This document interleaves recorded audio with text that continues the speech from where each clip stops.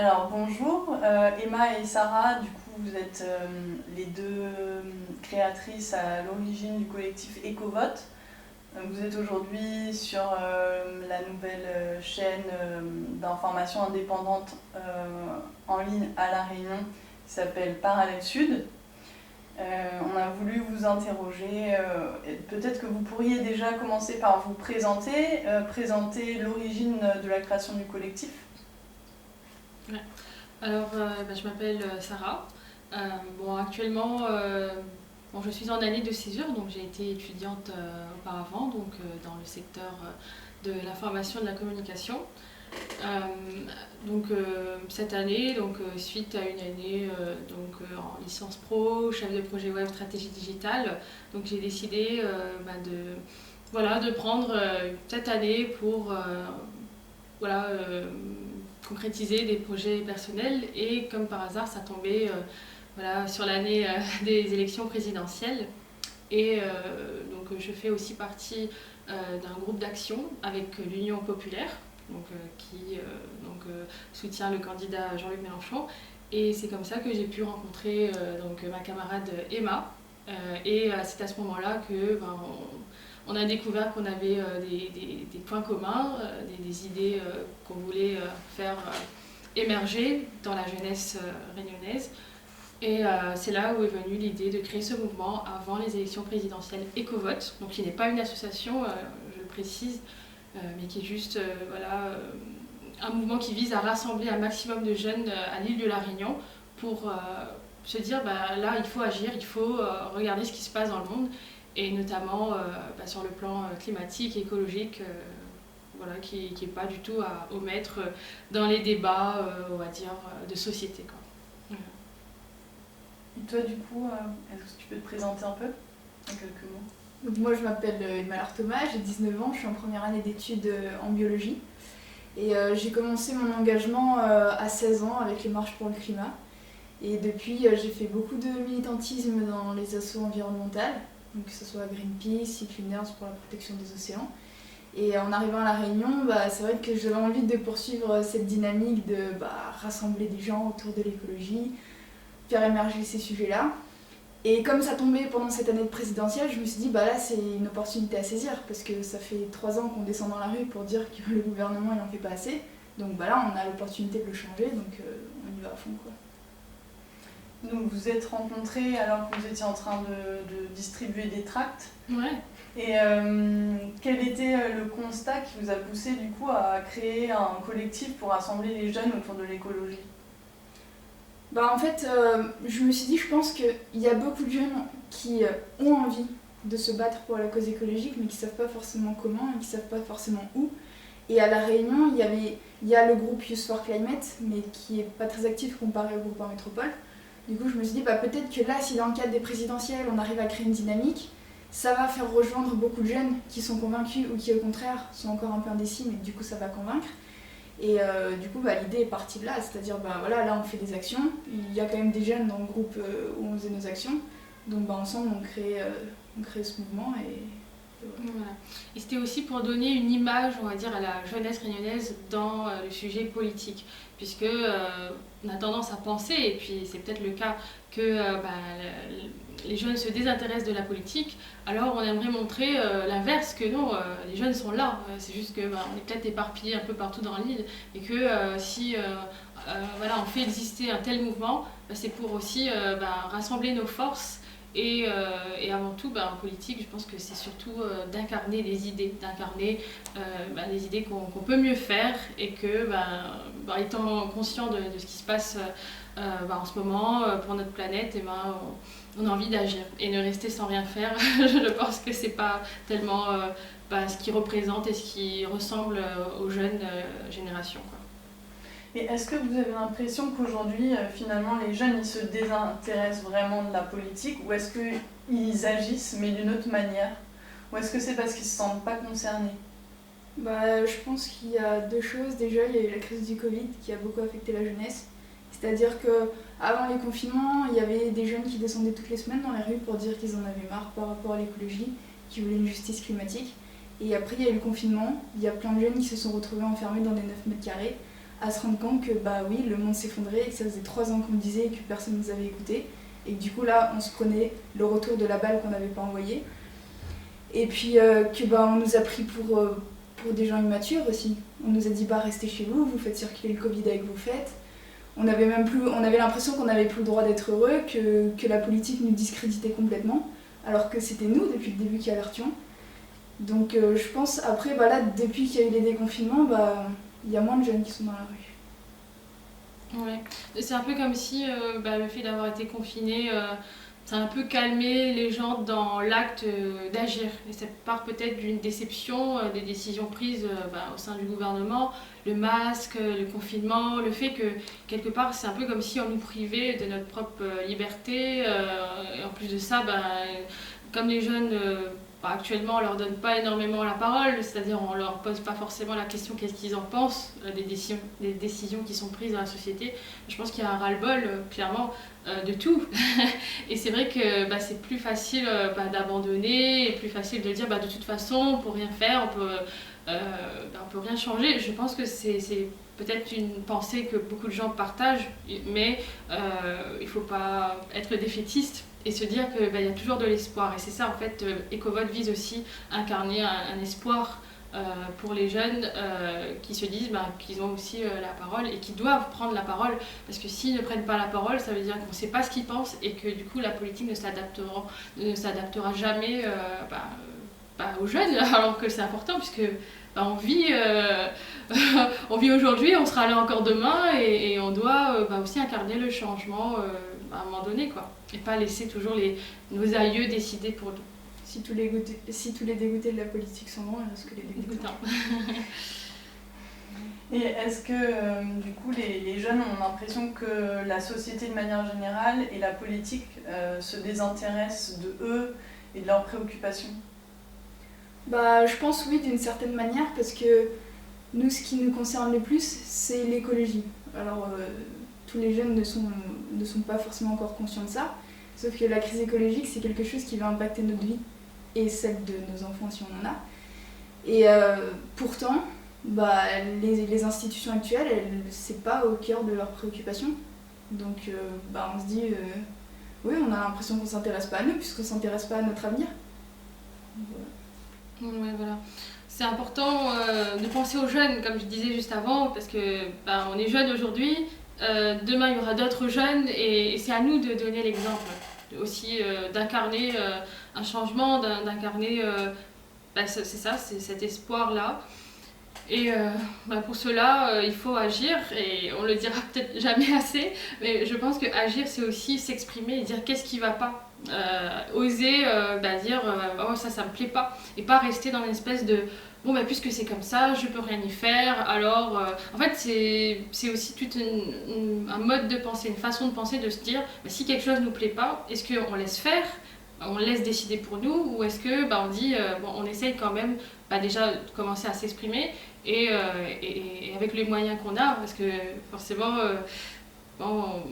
le changement, il faut aussi le voir comme étant quelque chose qui n'est pas forcément évident, parce que ce sont des instances politiques au-dessus de nous, pour qui peut-être on ne représente pas grand-chose, il faut le dire comme ça. Mais, souvent, en fait, la jeunesse, quand on aborde la jeunesse en politique, c'est autour de sujets assez clivants, c'est-à-dire on va dire les jeunes, on va vous passer tant d'argent pour démarrer dans la vie, machin. Sauf que nous, on n'est pas à vendre et notre avenir, il dépend de la nature, et la nature, ça s'achète pas. Donc on préférerait autant avoir des politiciens qui nous disent on va vraiment vous proposer un changement de société pour arrêter de détruire la nature et faire en sorte que votre génération, celles qui viendront après, puissent vivre dans un monde qui soit au moins viable, quoi. Quel est le rapport de votre génération avec la nature déjà et avec l'écologie aussi ? Parce que vous êtes nés à une période où on voyait quand même déjà la crise climatique arriver et donc la crise de la surconsommation aussi. Donc comment votre génération appréhende ces questions-là ? Il y en a... Je pense, moi personnellement j'ai longtemps eu peur, j'ai longtemps été angoissée par rapport à ça. Après il faut bien comprendre que quand on parle d'effondrement du système, ce ne sera pas forcément le monde qui s'écroulera de façon chaotique, avec des catastrophes de partout qui conduiront d'un seul coup à l'extinction de l'espèce humaine, puisque le changement climatique c'est quelque chose de plutôt insidieux, qui fonctionne par paliers. Donc c'est ça aussi qui le rend très imprévisible. Et après, j'ai oublié la question. Comment est-ce que les jeunes de votre génération appréhendent l'écologie et puis aussi le rapport avec la nature du coup? Ouais, voilà. Donc je disais par rapport au changement climatique et tout ça. C'est-à-dire que le monde, la société telle qu'on le connaît actuellement, ce ne sera pas le fonctionnement de demain, puisque ce ne sera plus possible. Donc c'est de dire, on fait le deuil de ce système-là, et on voit comment on construit un autre qui nous rendra plus heureux, qui sera plus respectueux de notre environnement et qui, de fait, sera plus bénéfique pour nous. Donc d'un côté, ça peut être angoissant de se dire, oh là là, ça va s'effondrer, on va tout droit vers l'inconnu, mais d'un autre côté, on peut aller vers quelque chose de mieux. Donc il faut le prendre comme ça, je pense.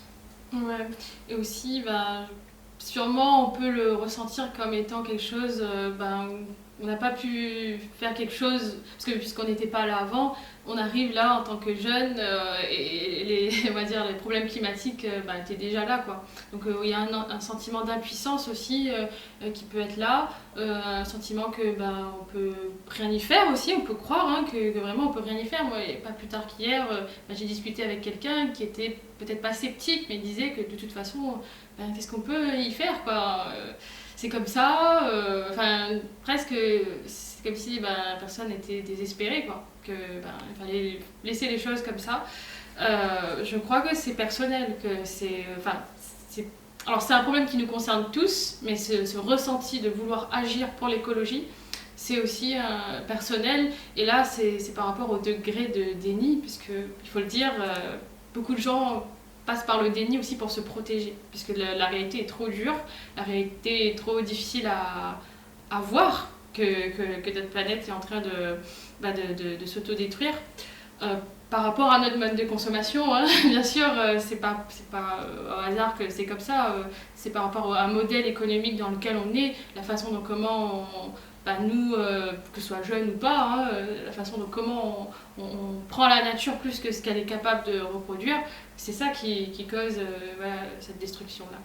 Et, quelque part, oui, on espère, on a l'espoir, même si le combat, on a aussi l'idée que on va peut-être pas gagner le combat maintenant, mais ne serait-ce que le fait d'agir et d'en parler, c'est déjà une façon pour nous de faire quelque chose qu'on pense être juste. Est-ce que vous avez l'impression que du coup les générations précédentes n'ont pas pris leurs responsabilités? Pas forcément. Moi je le vois plus comme le fait qu'en fait on s'est collectivement trompé et que du coup il faut collectivement trouver une solution. Parce que là on voit bien, par exemple, si on prend l'exemple de notre génération, on nous pousse à fond dans le numérique. On nous dit pour faire vos études, si vous n'avez pas d'ordi, allez vous faire voir, quoi, parce qu'il y a plein d'examens qui sont sur les ordis, pour savoir le travail à faire c'est sur les ordis. Donc on nous pousse constamment dans cet environnement numérique. Et on sait pourtant que le numérique est aussi un désastre pour la planète, mais on n'arrive pas à sortir de ça parce que c'est un mouvement de société qui nous pousse dans cette direction-là. Et parce qu'il y a aussi les contraintes de notre génération. Avec le Covid, on n'a plus pu se retrouver comme avant, donc il fallait trouver d'autres moyens de rester en contact. Avant, les générations d'avant, ils ont connu tout ce qui était pénurie et tout ça, donc il fallait trouver un modèle de production agricole qui puisse sortir les gens de la famine. Donc on a créé l'agriculture industrielle, sauf qu'aujourd'hui on se rend compte que l'agriculture industrielle c'est un problème. Mais en même temps, on ne peut pas dire à la génération d'avant « pourquoi vous avez fait l'agriculture industrielle alors qu'ils étaient en pleine famine ?» Donc c'est des choix de société. En fait, c'est que trop souvent, on est dans le court terme et du coup, on se retrouve à agir à chaque fois au pied du mur. Et après, on se rend compte qu'en fait, à long terme, c'est pas viable. Et comme on n'arrive pas à changer avant de se prendre le mur, du coup, on se retrouve avec des problèmes assez fantastiques, quoi. Ouais. Et du coup, oui, à La Réunion, il y a quand même aussi pas mal de problématiques liées à l'environnement. Il y a l'usage des pesticides dans les champs, il y a la question de l'eau, la protection des environnements naturels, la surpêche dans l'océan Indien.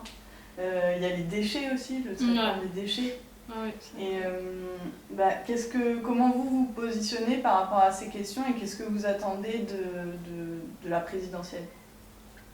Ben, c'est un peu difficile à entendre, mais des fois il faut partir du principe qu'il faut tout changer, tout recommencer, peut-être pas à zéro, mais je veux dire que en fait c'est un modèle qu'il faut rompre, avec lequel il faut rompre.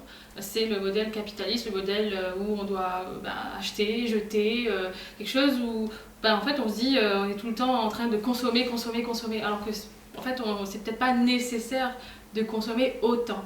Et ça c'est peut-être dur à entendre pour certaines personnes qui ont toujours vécu comme ça, en utilisant leur voiture. Alors qu'est-ce qui peut polluer? Bon, le fait d'aller dans les fast-food par exemple. Bon, je dis des exemples voilà, qui parlent à tous. Oui, c'est ça, essayer de se rendre compte à quel point notre façon de consommer peut impacter notre environnement. Je pense que c'est en se posant la question de qu'est-ce qu'on consomme et quel est l'impact ça a que en fait, les personnes vont pouvoir peut-être ajuster un peu plus, faire un petit effort pour, par exemple, réduire leur création de déchets. Alors, c'était 640 kilos par an, c'est le chiffre de la production en moyenne de déchets à La Réunion. Je pense qu'on peut faire mieux. Ouais, alors notre positionnement par rapport à ça, c'est sûr qu'on ne pourra pas tout changer. Je pense que ce qui compte, donc à notre échelle, c'est de se concentrer sur un domaine dans lequel, qui nous touche plus, particulièrement. Et de faire en sorte de rentrer dans des groupes d'action, de participer à des actions de sensibilisation et d'accompagnement avec les associations telles que Greenpeace. Les Greenpeace, ce qu'ils font à La Réunion, c'est ils vont accompagner des agriculteurs pour leur montrer des façons différentes de faire de l'agriculture. Par exemple, les apprendre les personnes à réparer leurs objets plutôt que de les jeter. Peut-être finalement, je me dirais presque retourner à un mode de vie qu'à La Réunion on avait déjà auparavant, mais que c'est cette mondialisation-là qui vient bouleverser des habitudes qu'on avait déjà auparavant. Est-ce que dans votre vie quotidienne, vous arrivez à changer comme ça, à faire des petits changements qui progressivement vont vers un changement de mode de vie? On peut, mais c'est compliqué parce que du coup, on a l'impression d'évoluer à contre-courant. C'est-à-dire qu'il y a la société qui nous emmène dans le sens alors qu'il faudrait qu'on aille dans l'autre. Et du coup, quand on veut avoir un mode de vie qui colle avec les limites écologiques de notre planète, on se retrouve à devoir se mettre à dos quasiment tous les réflexes de la société en fait. Alors qu'on pourrait très bien concevoir le fait que au lieu d'avoir une société qui nous pousse à détruire notre planète, ce qui est quand même assez absurde, on pourrait avoir une société qui au contraire nous pousse à rendre la planète encore plus belle, à rendre les gens encore plus heureux, à aller vers les gens, les aider et tout ça. Au lieu d'être toujours dans la compétitivité et la destruction. Est-ce que vous pensez que ces problèmes locaux, parce qu'on est quand même à La Réunion et on est à 10 000 km de la France, donc les problématiques qu'on peut rencontrer au niveau local peuvent être résolues au niveau national, ou est-ce que c'est par les politiques, ou est-ce que c'est finalement aussi par les citoyens eux-mêmes? Moi, je pense que la manière la plus efficace de résoudre un problème à un endroit, c'est d'offrir la possibilité de trancher aux gens qui habitent à cet endroit-là. Je pense que ça va être assez compliqué de prendre les bonnes décisions pour La Réunion depuis un bureau de Paris. Et donc moi, je crois au fait qu'il faut redonner plus de pouvoir aux communes, aux collectivités, qui sont plus à même en fait, de répondre aux enjeux et de prendre les bonnes décisions. Et aussi de demander plus l'avis aux citoyens. Parce que là, en fait... Dans notre système actuel, on peut en théorie participer à certaines instances publiques. On va dire on appelle les citoyens à nous donner notre avis et tout ça. Sauf que de un, personne n'est au courant qu'on nous demande notre avis, donc il faut aller chercher l'info, parce qu'aucune pub pour des objets qui sont soi-disant utiles mais qui sont plus inutiles, là il y a plein de pubs. Par contre pour dire on vous demande votre avis sur ça, ça et ça qui concerne notre société, là on voit pas grand chose. Donc il faut aller chercher l'info, et ensuite une fois qu'on arrive à donner notre avis, au final on n'est pas écouté parce qu'il n'y en a qu'une dizaine qui ont eu l'info, et au final la collectivité elle peut pas dire ok on prend en compte ce que vous dites alors que vous êtes que 10 quoi. Donc faut revoir ça aussi quand même. Ouais, et je pense que dans le programme de l'avenir en commun, on prévoit, si il est appliqué, de donner un statut, on va dire, plus indépendant une espèce d'indépendance sur les décisions qui seraient prises à l'échelle locale. Réinvestir aussi les citoyens à l'échelle municipale, parce que c'est là où la démocratie elle se joue aussi. Faire en sorte que les gens du quartier, de la ville puissent participer aux discussions qui se font par rapport aux projets qui peuvent exister chez eux. Donc comme dit Emma, je suis tout à fait d'accord, c'est pas aux personnes qui habitent à 10 000 km de prendre des décisions pour les gens qui habitent à La Réunion. Pour moi ça va de soi. Et c'est là où passe en fait... c'est là où la démocratie elle est d'autant plus importante. C'est là où c'est d'autant plus important que les gens s'intéressent à ce qui se passe chez eux et s'intéressent à ce que les politiques prévoient. Il n'y a qu'en passant comme ça qu'en passant par ça que les citoyens auront une force de parole, quoi. Si autrement, je ne vois pas. Je ne vois pas comment on peut se faire entendre. Et on voit c'est quand même ces dernières années qu'il y a des groupes, des collectifs, des associations qui prennent de plus en plus de place dans l'espace public pour alerter. Il y a les rapports du GIEC, etc. Et pourtant, on a l'impression quand même qu'il y a une forme d'inertie du politique au final. Alors, est-ce que c'est une sidération ou est-ce que c'est un refus de changer les choses ou est-ce que c'est tellement énorme les changements qu'il faudrait mettre en place dans la société qui font que on n'avance pas vraiment sur ces problématiques. Enfin, est-ce qu'il faut plus de radicalité au final ? En fait, déjà, il faut comprendre que le politique en lui-même, il n'a pas une énorme marge de manœuvre dans le monde tel qu'il est conçu aujourd'hui. C'est plus on va dire les lobbies qui en fait décident pour nous. Parce qu'on voit bien dans les débats parlementaires le nombre de lobbies qui arrivent qui se disent bon du coup on fait ça, ça et ça et tout le monde est là oui d'accord. Non, c'est pas possible de fonctionner comme ça quoi. Et puis souvent quand on parle du rapport du GIEC, le rapport du GIEC c'est un rapport qui est purement factuel, scientifique. Et souvent la politique a tendance à trouver que la science est déconnectée de la société et les scientifiques trouvent que la politique est déconnectée des sciences. Donc il faut aussi réussir à recréer ce lien-là, à instaurer plus de sciences dans les politiques. Mais il faut aussi qu'il y ait un engagement fort du citoyen. Je pense qu'en fait, le citoyen ne peut pas dire juste c'est de la faute des politiques et des entreprises, et les politiciens disent c'est de la faute des citoyens et des entreprises, mais on ne peut pas se renvoyer la balle indéfiniment comme ça. C'est-à-dire qu'il y a des acteurs qui peuvent agir pour changer notre société, donc il faut qu'on le fasse tous, c'est pas juste à un de le faire quoi. Ouais, tout à fait. J'allais dire quelque chose, mais j'ai oublié. Je me disais, toi tu es partie à la COP26, peut-être tu peux raconter un peu comment ça s'est passé, dans quel cadre tu es partie là-bas, qu'est-ce que tu as vu concrètement ? Alors moi du coup je suis partie avec une association qui envoie chaque année des jeunes européens sur les COP. Et là c'était en l'occurrence parce qu'il y avait personne des Outre-mer sur la COP26, donc ça les intéressait bien d'avoir quelqu'un pour un peu porter les problématiques. Ce que j'ai constaté, beaucoup de blabla.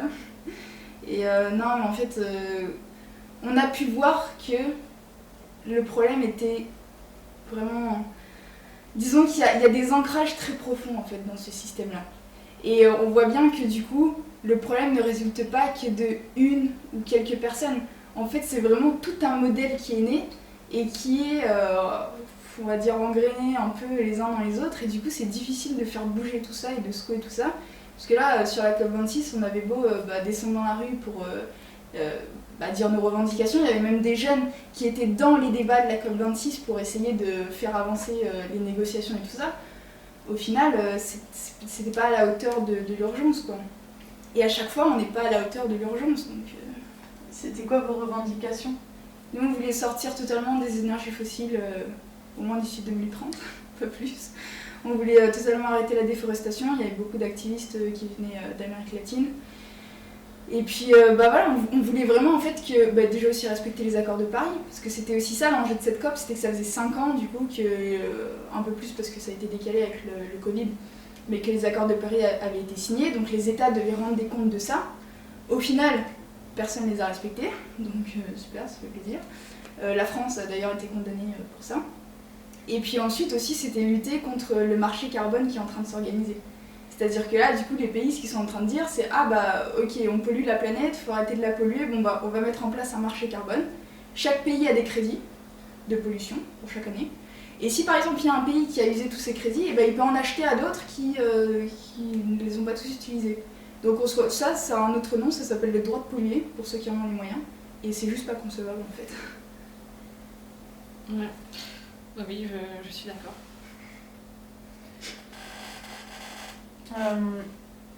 Est-ce que vous avez une vision un peu sur ce qui a été fait aujourd'hui par les politiques, justement, que ce soit au niveau local ou même au niveau national, mais déjà parlons de La Réunion, au niveau de l'écologie, des décisions politiques qui visent à améliorer, à préserver l'environnement en tout cas? Très honnêtement, je ne le vois pas. Enfin, à mon échelle, je n'ai pas forcément cherché à savoir, mais sûrement, hein, il y a dû avoir des actions qui ont été faites, mais de façon peut-être trop superficielle. Comment on peut agir pour l'écologie si on reste dans le système dans lequel on est déjà? Après, bon, les communes, ils font ce qu'ils peuvent aussi. Bon, moi je prends l'exemple qui est le plus flagrant par rapport à la route, de la nouvelle route du littoral. Bon, voilà quoi, c'est quand même construit sur la mer, donc forcément il y aura de toute façon des dérèglements là où c'est implanté. Dès lors qu'on installe une construction, on va dire, humaine voilà, dans la nature à ce niveau-là, il y aura forcément des perturbations.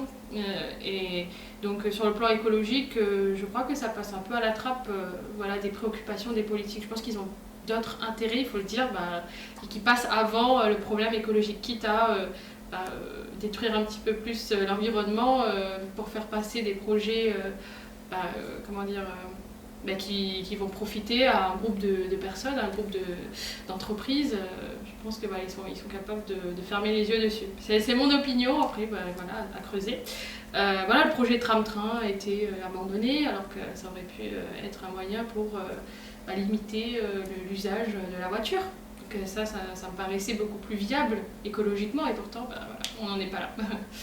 En plus là on a eu un changement des élus au conseil régional, donc ça nous permet de dresser un bilan de l'ancien mandat.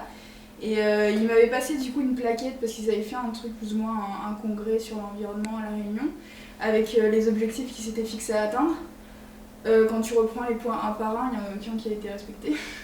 Ah ouais. Donc, c'était quoi les objectifs alors? Alors il y avait la réduction des déchets, la réduction des émissions, le fait de aller plus vers les énergies renouvelables. Et à chaque fois c'était donc des objectifs chiffrés.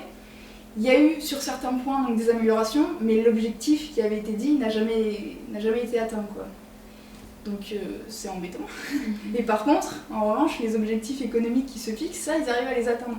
Donc à un moment donné, il faudrait dire, il serait temps quand même d'abord réussir à atteindre vos objectifs écologiques et ensuite éventuellement vous adapterez votre économie. Voilà, en fait c'est ça. En fait, on ne prend pas la priorité de l'écologie. En fait, on pense d'abord économie et après bon l'écologie, voilà, on voit ça après quoi. On ne peut pas fonctionner comme ça. Maintenant, il faudrait passer à un mode de pensée pour la société où on met l'écologie en fait, on va dire comme une priorité quoi. Et puis il ne s'agit pas de dire l'écologie c'est le fait de ne plus avoir d'économie. C'est pas ça, parce que c'est un peu réducteur comme pensée. C'est juste de dire que il serait temps de mettre l'économie au service de l'humain et arrêter de mettre l'humain au service d'une économie qui aujourd'hui ne porte plus ses fruits. Puisque l'économie on l'a inventée parce qu'elle s'accompagnait d'une croissance du bien-être, voilà, les gens étaient plus heureux, les gens étaient en meilleure santé. Sauf qu'aujourd'hui, on a la croissance économique qui fait ça, mais on a la santé qui fait ça, on a le bonheur qui fait ça, on a le bien-être qui fait ça, qui va dans ce sens à chaque fois, et on se dit pourquoi la croissance économique elle va comme ça? C'est que du coup on a un problème d'économie, il faut la revoir. Est-ce que vous êtes pour la décroissance? Alors au-delà du mot décroissance, on est plutôt pour une certaine sobriété et pour le fait de... En soi, décroissance, ça dépend de la définition qu'on met, de quoi s'accompagne l'économie. C'est-à-dire que là, si on a une croissance économique qui fait comme ça et que du coup tous les autres facteurs vont dans ce sens-là, on se dit bah ouais, du coup ça sert plus à rien d'avoir une croissance économique si ça fait pas croître le bien-être et tout ce qui va avec.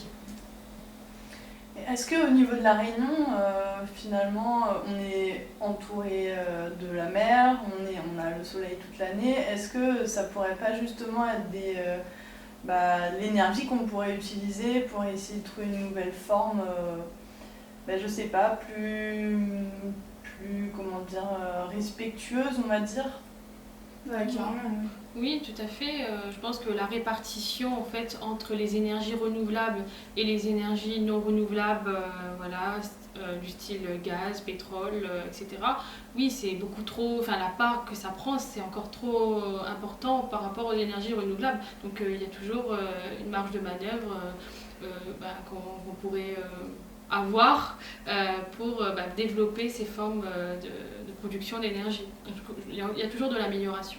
Puis la Réunion, c'est vraiment un territoire, je pense que c'est le territoire parmi tous les outre-mer qui peut vraiment être avant-garde de cette bifurcation écologique. Parce qu'on a quand même, donc on est entouré de la mer, mais la plupart du temps, du coup, c'est directement l'océan, puisque le lagon est très petit.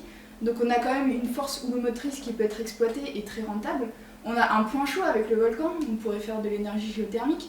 On a plein de cascades, on pourrait se dire, après moi je suis pas ingénieur, mais on pourrait se dire, étudions, est-ce qu'on peut exploiter l'énergie hydraulique?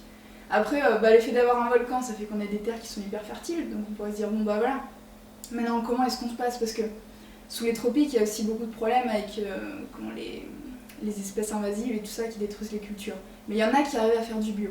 On pourrait se dire, on réfléchit maintenant pour pouvoir élargir ça, parce qu'on a la chance d'être sur une île fertile, sur plein d'autres trucs, quoi, même sur le transport. Ils ont payé des devis pour faire un tram-train qu'ils ne font pas. Du coup, c'est quoi l'intérêt de payer un devis? C'est à un moment donné, du coup, soit vous le faites, soit vous ne payez pas de devis. Mais voilà. de jeter l'argent. Et ce que je remarque aussi à l'île de la Réunion, il y a encore trop de conflits entre les intérêts politiques. On pense son parti politique, on pense ses intérêts, et on oublie que on vit tous ensemble sur une île et il faut aussi penser collectif, penser ce qui est viable économiquement, écologiquement et socialement parlant pour tous.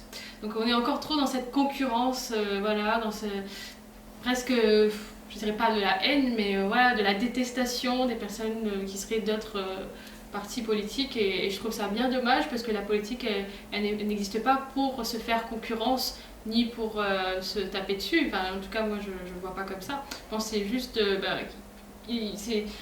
tout le monde a ses idées, il faut une pluralité des pensées, mais cette pluralité-là des pensées, elle devrait servir à quelque chose, de penser ensemble, d'arriver à un point de convergence où un maximum de personnes seraient, ravies et contents des décisions prises. On ne pourra pas satisfaire tout le monde, c'est sûr, mais c'est important quand même que les projets qui sont menés ici à l'île de la Réunion s'adaptent aux besoins de l'île, quoi. Ce qui est surprenant, c'est de voir que finalement, ces dernières décennies, notre dépendance, que ce soit énergétique ou alimentaire, s'est vraiment accélérée. Comment on pourrait faire, alors que pourtant la prise de conscience est plus présente aujourd'hui? Comment on pourrait faire pour revenir en arrière, entre guillemets?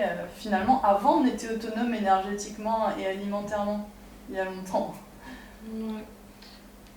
Déjà, c'est aller vers la volonté de déployer ces énergies-là. Parce que les énergies renouvelables, il y a une volonté de la population et tout ça, mais après, il faut que la région soit prête à investir là-dedans aussi. Pour toutes les recherches, pour le matériel à mettre en place, la technologie, les gens qui travailleront pour mettre tout ça en place. Après, pour ce qui est de l'alimentation, quand on voit la vie aujourd'hui des paysans, ça donne pas franchement envie.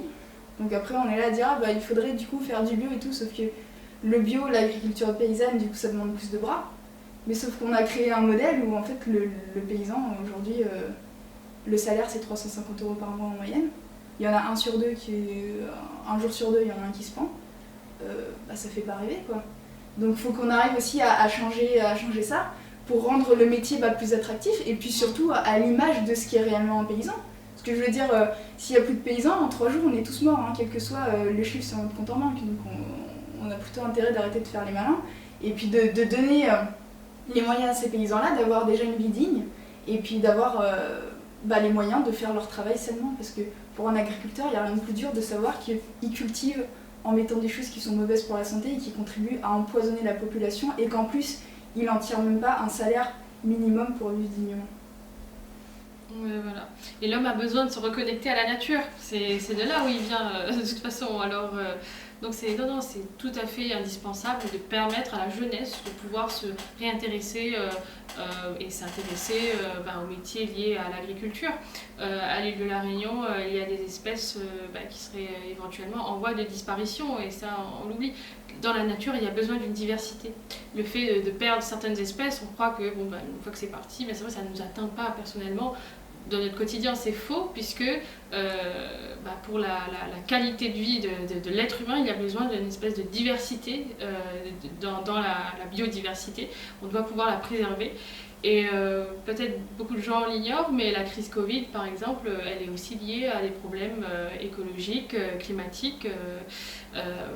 Par exemple, les animaux dans l'élevage, le fait d'avoir des clones, des espèces de clones entre les animaux, c'est un moyen pour les virus de pouvoir en fait passer par ces animaux. Ils arrivent à trouver la clé pour finalement parvenir aux humains.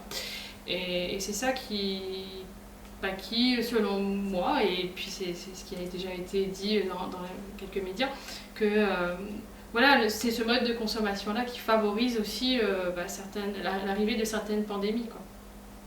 Ouais.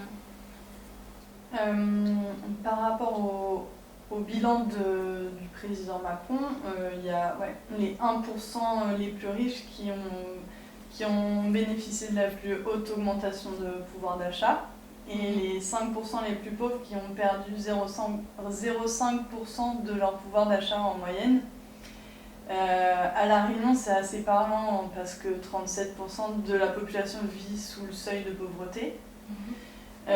Du coup, est-ce que pour vous, la justice écologique est liée avec la justice sociale ? Tout à fait. Je laisse Emma répondre en premier. Fin du monde, fin du mois, même combat, comme on dit. Non, mais quand on voit que... forcément, oui, c'est un lien déjà, parce que si on n'a pas beaucoup d'argent, la première dépense qu'on va réduire, c'est notre budget bouffe. C'est-à-dire qu'on va dire, au lieu d'aller vers une alimentation qui est plus saine, plus diversifiée, on va se tourner vers le moins cher, parce que c'est là qu'on va réussir à faire des économies. C'est plus facile que d'essayer de négocier le prix du loyer avec des agences qui, la plupart du temps, spéculent. Enfin, bref. Et donc, oui, le social, c'est très fortement lié à l'écologie, puisque si les gens vivent mieux socialement, et du coup, ils vont se tourner vers des choses qui sont plus bénéfiques pour eux, parce qu'ils en auront les moyens. Donc c'est pour ça que par exemple quand on parle en ce moment, il y a le débat avec les présidentielles de l'augmentation ou non du SMIC. L'augmentation du SMIC, c'est une mesure écologique. Puisque du coup les gens, si on leur donne plus d'argent, ils ne vont pas le capitaliser. C'est pas avec 100 € par mois qu'on met de côté qu'on capitalise grand chose. En revanche, ils vont le remettre dans l'économie circulaire. Ils vont aller vers une alimentation qui leur plaira plus. Ils vont aller vers toutes ces choses qui sont plus bénéfiques à la fois pour eux, pour la société, pour l'environnement. Oui, aussi, je parlais beaucoup de société de consommation. Finalement, il ne faut pas se leurrer, les jeunes, ils font comme les autres jeunes. Ils rendent des espèces de façons de vivre qui ressemblent plus à la masse. Mais ça, c'est pas tellement de leur faute. C'est comme ça qu'on leur a appris qu'il fallait vivre et consommer. Le fait d'aller dans les fast-food, c'est beaucoup plus simple. C'est à côté de chez toi, alors tu vas y aller. Mais sans penser forcément qu'il y aura un impact par rapport à ta consommation, production de déchets, etc. Oui, donc améliorer la vie des jeunes, ou tout simplement éradiquer la pauvreté dans une certaine façon, c'est aussi permettre aux gens d'avoir plus de choix, ouvrir leur horizon. S'ils sont bien eux-mêmes dans leur propre vie et qu'ils ont les moyens de subvenir à leurs besoins primaires, alors ils pourraient peut-être penser d'autres problématiques, comme la problématique de l'écologie, puisque si on galère, imaginons on prend l'exemple d'un étudiant, je pense qu'il a très peu, selon moi, il a très peu de temps pour penser à autre chose que de s'en sortir lui-même. Il est dans son train-train de vie, à bosser après les études, vraiment, même s'il se sentirait touché par ce qui se passe sur sa planète, je pense qu'il y a quand même des priorités. Voilà, pour que lui puisse vivre dans des conditions décentes, quoi, pour assurer son avenir. Et est-ce que concrètement, si quelqu'un est déjà sensibilisé à cette question de la protection de l'environnement et du respect aussi des modes de production, qu'est-ce qu'il peut faire s'il n'a pas d'argent pour se nourrir sainement, pour essayer de se vêtir avec des habits qui ne soient pas conçus par des enfants en Asie voilà. Alors déjà, pour ce qui est question du textile, il y a les friperies. Qui sont une très bonne alternative vu que les habits sont moins chers et du coup c'est plus écologique que d'acheter des habits de mauvaise qualité neufs. Ensuite, pour ce qui est question de la nourriture, et bah du coup ils sont obligés de se tourner vers de la malbouffe. Et c'est là qu'on voit que notre système est complètement absurde. C'est-à-dire que notre droit à une alimentation saine dépend de l'argent dont on dispose. C'est quand même hallucinant, quoi. Alors que normalement, l'alimentation ne devrait pas générer de profit. Ça fait partie du bien commun, c'est comme l'eau, c'est comme l'air. Là aujourd'hui, on nous fait payer l'eau, demain on va dire ah bah attends, t'as respiré pendant toute l'année là, bah tu vas payer. Non mais c'est n'importe quoi. Oui, voilà. Donc non, c'est pas incompatible. Je pense que c'est juste le modèle dans lequel on vit qui nous amène,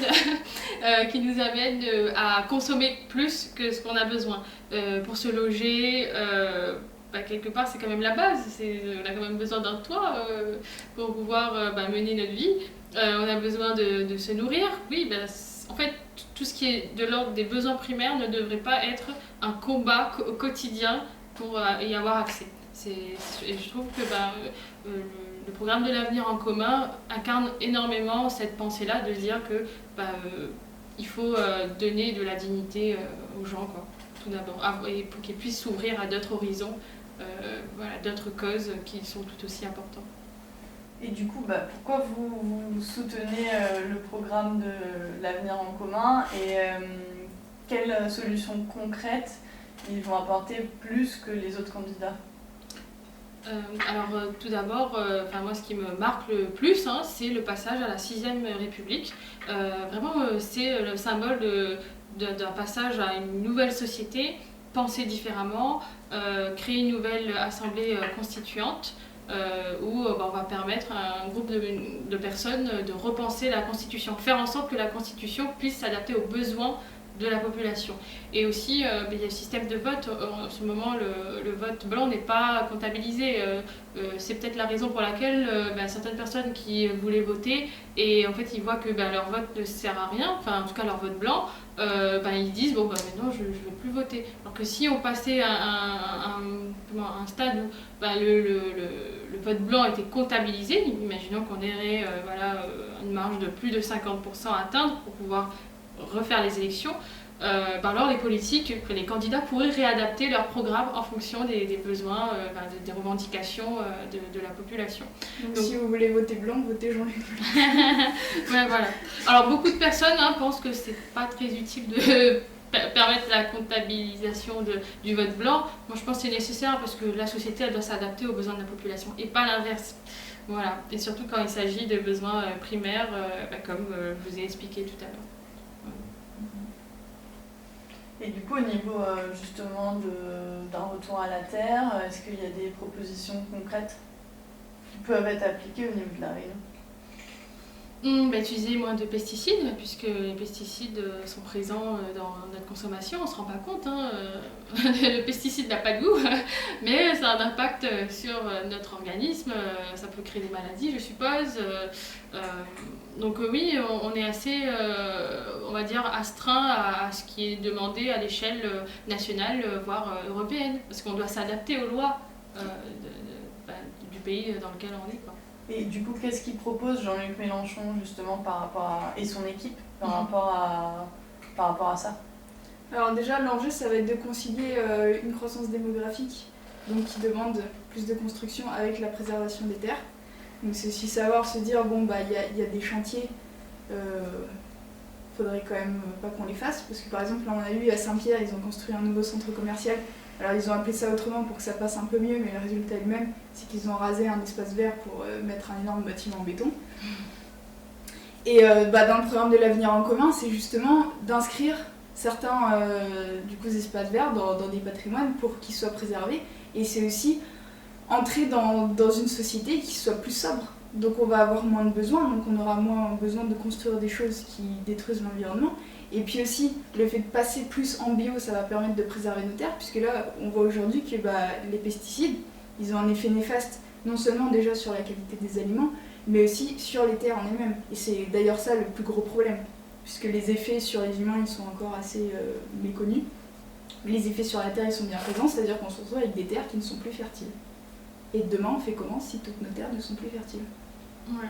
Et ça pose un problème par rapport à la capacité de l'île à s'autosuffire sur le plan agricole. C'est important que l'île puisse avoir une part importante de sa production locale et pas penser qu'il faut tout importer.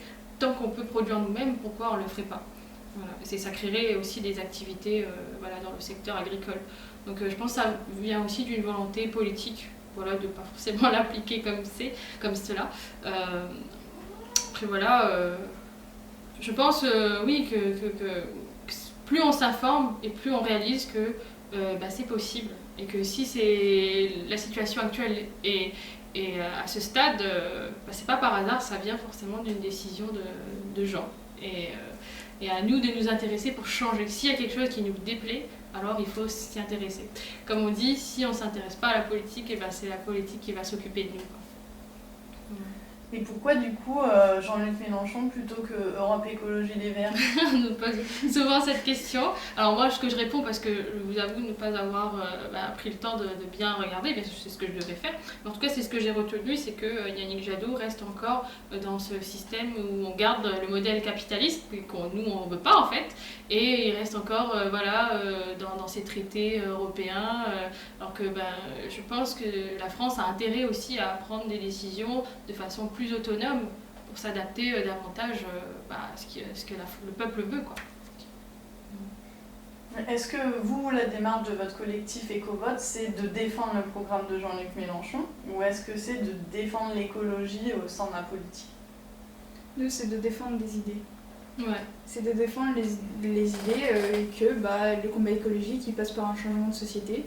Et donc, en analysant de manière très objective les programmes, on se rend compte que qui propose des programmes sérieux en termes d'écologie ? Il y a Yannick Jadot, il y a Jean-Luc Mélenchon. Ensuite, qui propose des programmes sérieux pour changer en profondeur notre société ? Mélenchon est un petit peu un cran au-dessus par rapport à Jadot. Et puis ensuite, il y a aussi la question de la stratégie. C'est-à-dire que si on se dit, on s'éparpille un peu sur chaque candidat et tout, au final, on va se retrouver avec la droite ou l'extrême droite qui va passer et on n'aura rien du tout. Donc c'est aussi de se dire, à 2 semaines des présidentielles maintenant, qui est-ce qui rassemble le plus de monde ? Qui est-ce qui a la capacité de convaincre le plus de monde et d'amener le peuple avec lui ? Parce que quand on va se retrouver face à un changement de société, il faudra que le peuple soit derrière pour pousser et puis que ça se passe au mieux, quoi. Et là, il se trouve que c'est l'équipe de Jean-Luc Mélenchon. Ouais. On est quand même pas mal, là, on est à 15% dans les sondages, mais bien sûr, je dis toujours ne pas se fier à cela. Attendons que les élections se déroulent. Mais oui, comme a dit Emma, c'est hyper important de réunir un maximum de gens. Parce que les personnes qui seraient donc a priori, intéressées par le programme de Jean-Luc Mélenchon et qui comptaient voter pour lui, finalement, ils seraient amenés à s'intéresser à la cause écologique. Et ça a été mon cas. Quand j'ai milité depuis 2017, j'avais pas forcément l'idée de militer d'abord pour l'écologie. Mais finalement, j'en suis arrivée grâce au fait que finalement ce programme arrive à réunir des personnes de beaucoup d'horizons différents. Voilà. Puis qu'on soit bien clair que ce qui nous intéresse, c'est pas de mettre Mélenchon au pouvoir pour avoir Mélenchon au pouvoir. C'est de mettre des idées au pouvoir pour que ces idées puissent profiter à un maximum de la population et que ça déclenche des changements. Et nous, on y croit à ces idées, on y croit à ce programme, donc il y a intérêt qu'il soit respecté, parce qu'à l'inverse, nous, on pousse pour que les idées accèdent au plus haut, mais si elles ne sont pas respectées, on sera là aussi pour pousser, faut pas croire. Oui, bien sûr, dans le programme, il y a aussi l'idée de révoquer des élus. Ça, c'est super important que les élus soient astreints à appliquer leurs promesses, parce que si on ne le fait pas, alors c'est sûr que c'est la meilleure façon de faire perdre la confiance des citoyens. Et ça, c'est ce qu'on ne veut pas, parce qu'on voit très bien que quand les citoyens ils se sentent pas écoutés, ils se désintéressent, c'est comme ça. Il y a encore des personnes, on va dire, assez courageux, on va dire, pour quand même passer au-dessus et quand même continuer à s'impliquer dans ce militantisme, mais c'est pas le cas de tout le monde. Il y a des gens, une fois qu'ils ont été déçus, ils s'en désintéressent, et pour pas que ce soit trop présent, ce désintérêt, il faut aussi montrer que les promesses sont appliquées, quoi. Et pouvoir le prouver, le dire, effectivement, vous avez demandé ça, vous avez demandé une application de telle chose dans le programme, on peut prouver que c'est le cas, ou une tentative, parce qu'on n'est peut-être pas sûr d'appliquer 100% du programme de Mélenchon en 5 ans. Voilà, il ne faut pas se leurrer, et ça demandera beaucoup de travail. Voilà. Et aussi changer les mentalités, parce que ça part aussi d'une volonté des gens. Et ce qui est aussi important dans la politique, c'est pas forcément penser qu'à soi. C'est assez difficile à faire comprendre, parce que finalement quand les gens ils disent moi je me sens bien dans ma vie. Hier en faisant du tractage, j'ai pu rencontrer des personnes comme ça qui disaient moi je vais bien dans ma vie, moi j'ai mon entreprise, j'ai tout ce qu'il faut, pourquoi je vais voter pour lui? Et en fait c'est là où on se dit mais c'est vrai qu'il y a des personnes qui dès lors que dans leur quotidien tout se passe bien, alors ils ne voient pas l'intérêt d'aller voter ou d'aller agir pour le collectif. Et c'est cette mentalité-là, malheureusement, qu'il faut aussi changer, pas penser individuel tout le temps, parce qu'on n'est pas détachés les uns des autres, on est tous connectés, on forme une société ensemble. Et d'où l'importance de se prononcer lors de ces élections, par exemple. Voilà. Donc c'est ça l'objectif d'EcoVote en particulier. Vous êtes allé à la rencontre des étudiants, ils ont réagi comment à la création de ce collectif ? Ils ont trouvé ça très bien. Après, moi, je ne sais pas trop de les influencer. Je veux qu'ils arrivent à penser par eux-mêmes. C'est très important. Parce que influencer, ce serait rentrer dans une idéologie. Enfin, je ne dis pas que c'est une idéologie, mais que... En fait, c'est important qu'ils arrivent à faire ce cheminement de pensée par eux-mêmes et qu'ils ne soient pas forcés ou contraints de rentrer dans le mouvement EcoVote, qui se disent non, c'est intéressant, j'ai envie de m'impliquer, et si je vous rejoignais. Et finalement, là, tous les gens qui font partie d'EcoVote, c'était du pur bénévolat. C'était vraiment quelque chose qui était spontané, quoi. Ouais. Et c'est ça qu'on veut, que les gens se sentent libres de le faire, de nous rejoindre, en fait. Vous avez l'impression que du coup, vous arrivez à les sensibiliser sur l'engagement politique et l'écologie ? Je pense que oui, quand même, il y a des choses... Alors après, ça se fait à petite échelle. On n'a pas eu d'un coup du jour au lendemain toute la jeunesse réunionnaise qui a dit « Oh, mais c'est vrai, c'est tellement génial, on va tous aller !» Mais chaque jour, on arrive à convaincre à chaque fois un petit peu plus de gens. Ouais. Et ça, c'est cool, quoi. En fait, c'est super parce que des fois, quand je tracte devant l'université, il y a des... Alors, je dis des jeunes, non pas que je suis vieille, mais des plus jeunes que moi, qui sont super contents.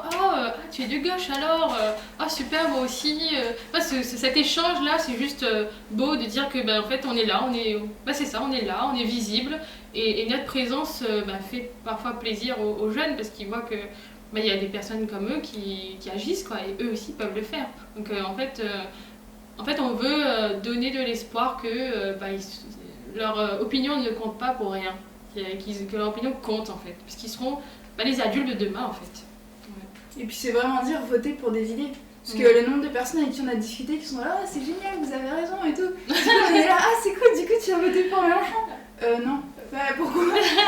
Parce que faut dire aux gens, faut pas poser la question qui vous voulez voir au pouvoir, faut dire quelles idées vous avez envie qu'on défende. C'est ça. Est-ce que vous êtes pour la retraite à 60 ans ? Est-ce que vous êtes pour l'augmentation du SMIC ? Est-ce que vous êtes pour une société plus écologique, plus sobre, avec des gens qui soient plus heureux ? Si vous êtes pour tout ça, concrètement, ça passe par les bulletins de Jean-Luc Mélenchon, mais avant d'être une personne, c'est tout un programme, c'est des idées, c'est toute une équipe, et c'est vers ça qu'on va aller. Faut pas s'interdire de vouloir un changement pour le meilleur, faut pas s'interdire d'être heureux. Et ce qui est très beau dans le parcours politique de Jean-Luc Mélenchon, c'est quand même quelqu'un qui a gardé ses idées jusqu'au bout. Depuis le temps où il était encore au PS, il a voulu respecter ses idées, quitte à quitter le parti pour fonder lui-même le parti. Alors au départ c'était Front de Gauche, puis après le parti de gauche, et ensuite la France Insoumise, quoi. Donc c'est ça aussi qui, je trouve, nous ressemble pour une grande majorité de gens de l'Union populaire ou des Insoumis, c'est cette détermination de se dire on pense ça et c'est pas, comment dire, c'est constant quoi. Voilà, on le porte le plus longtemps possible avec les actions qu'on peut mener à notre échelle quoi. Ça permet d'avoir une certaine confiance. Quand par exemple il dit que l'augmentation du SMIC, il faut pas voter un décret, faut pas voter une loi, faut faire un décret, écrire un texte et le signer, et qui dit le texte je vais l'écrire et je vais le signer. Quand tu vois le personnage, tu te dis oui, le texte il va l'écrire et il va le signer quoi. Donc c'est ça aussi qui est porteur d'espoir. Mais il y en a certains justement qui peuvent être freinés par ce personnage-là justement. Après c'était très facile pour les médias un peu on va dire mainstream de caricaturer cette image, d'accentuer les faits. C'est vrai que si on s'attarde sur l'image de Mélenchon, ce qui en soi il faudrait pas, mais disons les choses clairement. Oui, Mélenchon c'est quelqu'un qui parle fort, qui a des discours assez théâtraux, qui a tendance à monter d'un cran dans les discussions. Est-ce que c'est ça le plus important? Je veux dire, on voit bien où ça nous a mené de voter pour un président juste parce qu'il était beau et qu'il avait l'air sympathique. C'est ça. En fait, l'enjeu du pays est beaucoup trop important pour s'attarder, il faut le dire, pour s'attarder sur l'image, bien que l'image soit importante et il doit pouvoir incarner le pouvoir, il doit pouvoir incarner le rôle du président de la République. Mais lui, par exemple, il serait contre la monarchie présidentielle, c'est-à-dire donner tous les pouvoirs à un seul homme. Il a très bien dit, il n'est pas pour ça, quoi. Parce que c'est le seul candidat qui se propose de se retirer du pouvoir. Ouais, c'est ça, ouais. Donc, c'est pas évident parce qu'on est aussi dans cette, on va dire, tradition de la monarchie, d'avoir un roi qui dirige le pays et tout. Et il faut rompre avec ça et se dire, non, à un moment donné, le pouvoir il doit appartenir au peuple et non pas l'inverse. Les dirigeants doivent être les serviteurs et pas ceux qui donnent des ordres et on se tait, quoi. Voilà. Ok, écoutez, merci beaucoup. Je sais pas si il y a quelque chose que vous voulez rajouter, qu'on n'aurait pas abordé. À tous ceux qui nous écoutent, n'hésitez pas, les jeunes, à nous rejoindre sur EcoVote, donc la page Facebook, ou EcoVote 2022 sur Instagram. Et voilà, vous allez nous trouver facilement, quoi. Vous êtes combien dans l'équipe?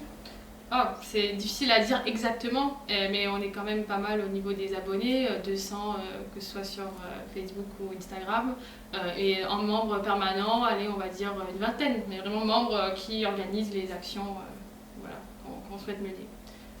Ok, merci beaucoup. Merci.